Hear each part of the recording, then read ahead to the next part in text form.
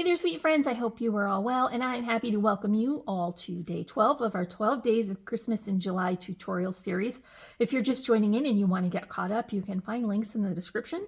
We will be hosting a giveaway to celebrate another great series and to thank my fabulous peeps for joining in. So stay tuned throughout the video for details on how you can enter for a chance to win. And don't forget to listen throughout the video for the question of the day. For day 12, we are creating a scene card with fussy cut images from the Santa's Workshop collection from P13.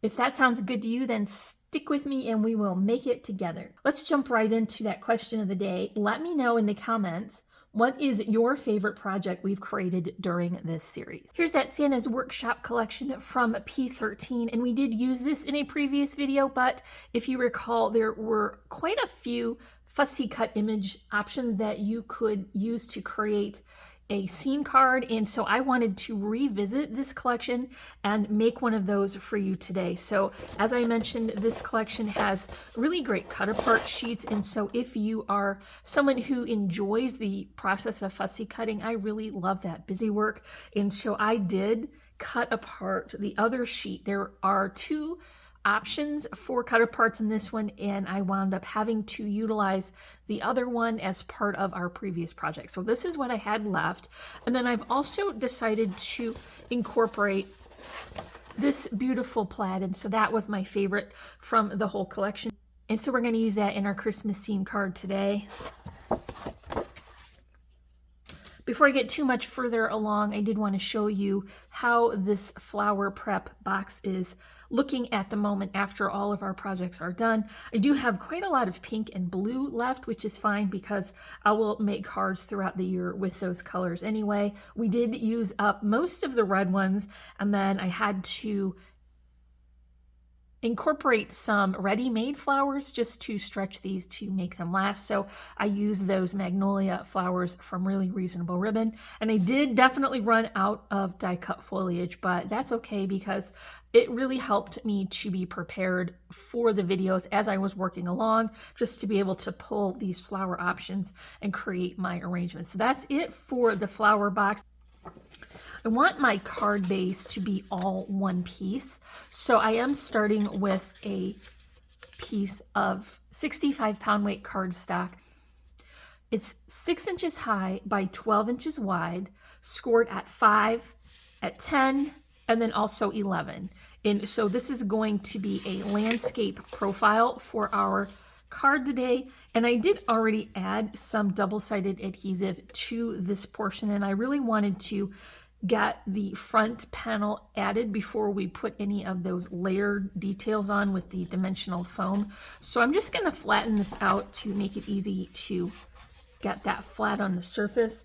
And here's that panel, and so I know beforehand that this will stick up above the top of that fold. I needed a little bit of extra room so that I had enough space to incorporate all of the elements that I wanted to bring together. So I'm going to use green cardstock for my colorful borders, and this one measures 1 1/4 inch high by 6 3/8 of an inch wide. So that's going to stick up above that fold. I want to have my 2 glue combo for this piece. And you can see that I have stopped the adhesive well within what will be the border of the cardstock showing underneath the green layer so that I don't have any adhesive coming out. And so the hard part, I think, is just going to be getting this positioned on that fold. But I do just want to get this centered nicely and then press that into place. So now I have just a little bit of extra room for that front portion, you see, and keeping that adhesive lower keeps it from getting glued together accidentally. So of course we want to incorporate some pattern paper on the inside. I always like to finish my cards that way. For this it's necessary, I think, because you do want this back page to be very sturdy. So I've got my cardstock cut here to be 4 7/8 high by 6 3/8 wide, and the pattern paper is 4 3/4 by 6 1/4, and I'll repeat those measurements when we get to the front of the card. And so this one just needs my double-sided adhesive. We're going to get that border of the base along with our colorful cardstock, and now we have some structural stability here, and so it will be nice and thick. Okay, so when this is folded up, it will be the size of a standard greeting card, which will be 5 by 6 1/2, but we're just turning it on its side because I want to create these scenes here, and then I need a little bit of extra room. So I mentioned that the measurement for the front is also the same for the inside. I have my green cardstock, and I picked a fairly neutral pattern, so it does not contrast very much, but it will add a lot of detail around those layers. So I'm not going to be incorporating my trims and my bells and the dimensional flowers, so all of the detail has to come from those fussy cuts.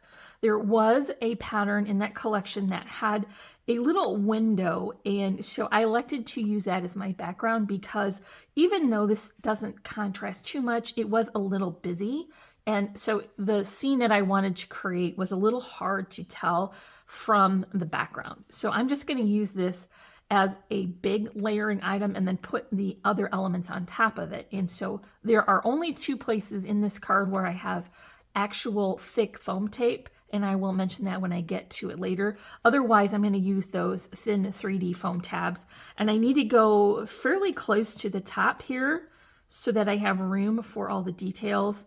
And I'm also going to finish off the bottom with more of that plaid just to have a little bit of a layering effect. So this one does not have any spacers, and that is because it is going to be inside this fold here. So I want it to be as flat as I can get it. Now, the trick is you have opportunities to create scenes with those fussy cut images. So you're going to bring all those elements together, and it needs to tell a story. For a card that has a folded front like this, you need to tell a story here, and then also here. And then when you bring them together, it all has to work together. So you want to cut out your images and move them around and play with them until you get where the positioning will work best. So as part of that fussy cut sheet, there was a sweet little banner. I'm just going to incorporate that into the top. This is only a portion of it. I'm going to locate the other part on the lower level. So I'm getting use for this in 2 different places. So my scene is going to have this sweet little elf, and he has his cocoa, and he also has a few little festive details on the side, and I want to incorporate him here along that window frame. But before I do that, let's include a couple of layering elements. So I clipped out that Santa mailbox, and this is just going to go at an angle here. I put those on those thin 3D foam squares, so we're getting a little dimension, but not too much. And then before I add that elf, I also want to include this little package. And so this is just kind of stacking up these layering details. I want to hide some of that little bird. He's not really important to the story, although he is pretty cute. And I have the top portion with the 3D foam, and I have the top portion with that thick foam tape, and then the bottom portion I just have with my double-sided adhesive so that I get a flat surface when I'm ready to add this little elf in. So let's position him, making sure to keep within the border of that frame. And I also want to be aware this little bird's beak will land so that we don't cover up any of that part of the image.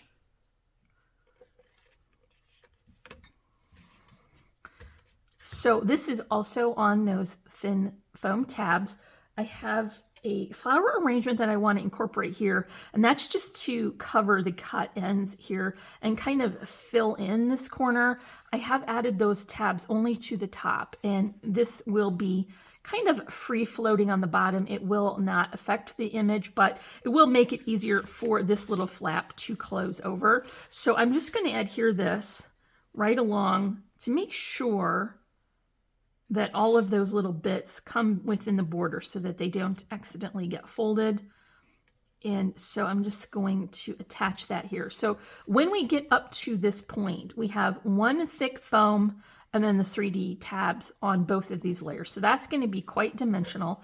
And see, when we fold it, it is going to show. So it's still part of this picture, still part of this picture. But when we close it now, it will not create bulk in here in this fold.